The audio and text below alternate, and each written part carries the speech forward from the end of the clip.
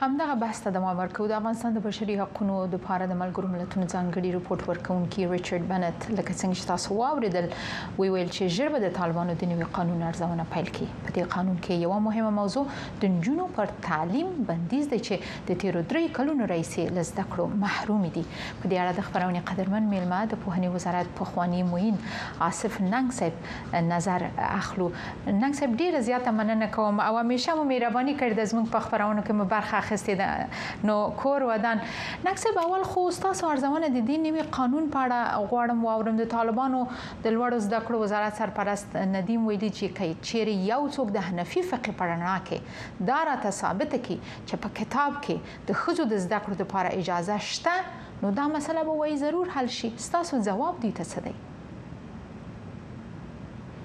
بسم الله الرحمن الرحیم. چون دینی خبره ده زه به د دین په رڼا کې جواب وایم. مهرباني سي.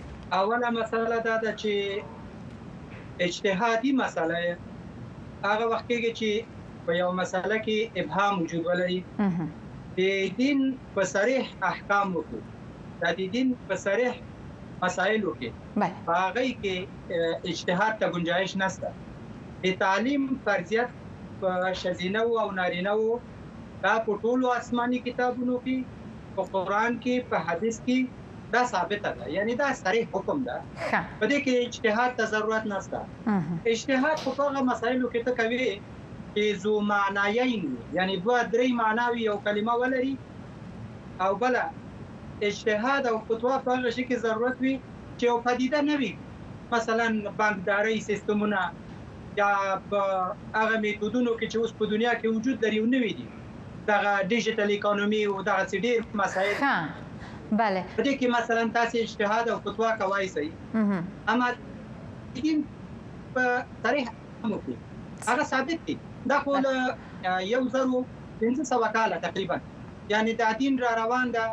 په ټولو ادیانو کې تعلیم وجوب معلوم وو، په قرآن کې معلوم ده، په پیغمبرانو کې د صحابه په دور کې کور ودان. ننګ صاحب خدای دې وکړي چې ستاسو خبرې دوی واوري.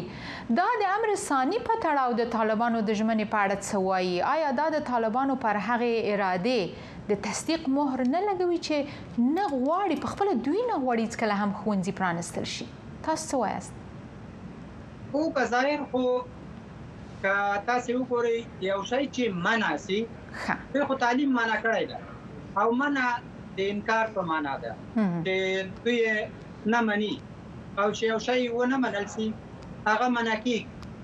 دا په ډېر اسلامي امارت په دورې کې منع و. په دې 20 کاله کې د طالبانو په ساحاتو کې تعلیم بند و او په 3 کاله کې بند ده او دوی صریح دلیل هم نه وایي. اوس تاسې زه وایم چې کاش کې اسلامي امارت یو صریح دینی دلیل وایي چې په دغه دینی دلیل باندې موږ دا منع کړی. ننګ صاحب د دوی دلیل دا مختلف مسایل دوی یادوي. د دوی دلیل دا دی وایي اوس هم علما ور باندې فکر کوي، څېړنې ور باندې کوي تر څو چې دغه څېړنې په اثبات ورسیږي. وایي هماغه ورځ به موږ ښوونځي پرانیزو.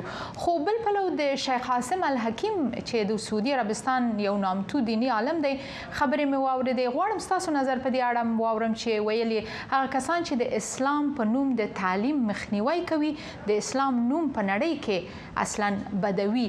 دا په نړیواله کچه د افغانستان په اړه او دغه واکمنانو په اړه څه وایي؟ اسلام خو د ټول بشریت دین ده، دا د الله دین ده. دا څوک انحصار کولی نه سي. دا داسې نه ده چې ته له خپل جیبه راوباسې ووایې چې زما دغه استنباط ده، دغه مقیاس ده.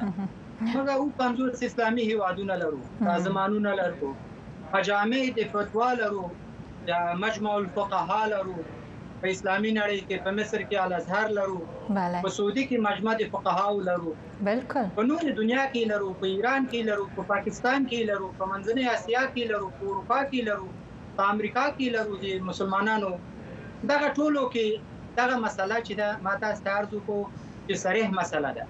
که را بسو دې ته چې دوی وایي چې کله علما اجازه ورکړي آیا بند شوی د علماو د اجماع په اساس ده، یعنی علماو اجماع ټوله شوې ده، هغه حکم کړی ده کدا دی یو مشر یو مولا یا 5 ملایانو مسله ده چې هغه په اصطلاح قانع نه دي په دې حق. دا خو د دین مسله ده، د خدای په خاطر دا د قرآن احکام، دا دین باید تر سوال لاندې تر شک لاندې را نه وستل سي. صحیح ده، نظامونه بدلیږي را بدلیږي، افراد بدلیږي را بدلیږي، هم د دین مسلې خو ارزښت احترام هغه باید د دین په توګه پاتې شي. اوس د دنیا مسلې دي، جنگ ده، ټکر ده، تصادم ده، اختلاف ده، هغه دي هغه په ختمېږي نه. اما دین خو هغه چې د دین حکم دا هغه باید تطبیق. بله، ما تل ستاسو خبرې اورېدلې، په دې مسلې مو تل ټینګار کړی دی ننګ صاحب، خو د هر ورځې په تېرېدو چې هره جلکۍ له درس نه پاتې کیږي، د دې زیان تاسو څه بولئ؟ تاسو د پوهنې د وزارت د مرستیال په توګه دنده ترسره کړې ده، د شرایطو په برخه کې کارپوه یاست، په راتلونکي نسل او د هېواد په راتلونکي اغېز څه ډول وینئ؟ یو خو زه به یو برخه په ریاضي تاسو ته جواب کړم، هغه تحلیل نه ده، او یو برخه به تاسو ته په اصطلاح د واقعیتونو په رڼا کې بیان کړم، دا هم تحلیل نه ده. مثلا تاسو وګورئ دا اوس افغانستان پسماندګي په اقتصادي لحاظ د نیم نسل دا پسمانده که په تیاره کې که د تعلیم او د قوت، تعلیم خو قوت ده، قدرت ده، دا ته ضعیفه که، دا بې صلاحیته که، ناتوانه که، ضعیفه که، معنی دا ده چې ته د ټولنې مور، د راتلونکي مور، هغه بې استواده. د دې تاوان یو. دوم تاوان یې دا خلک چې شک او شکوک کوي، او په اسلام باندې د دوی شک راځي، په احکامو باندې د دوی شک راځي، ځکه چې دا مقابل طرف دا د اسلام احکام استعمالوي. خو که تاسې د اسلام احکام استعمالوي، بیا صریح میدان ته راسئ چې په دې آیت، په دې حدیث باندې تعلیم جواز نه لري. ډېره مننه. درېیمه مسله دا ده چې په ریاضي لحاظ دغه د 3 کالو دا موږ په 10 کالو کې نسو جبرانولی.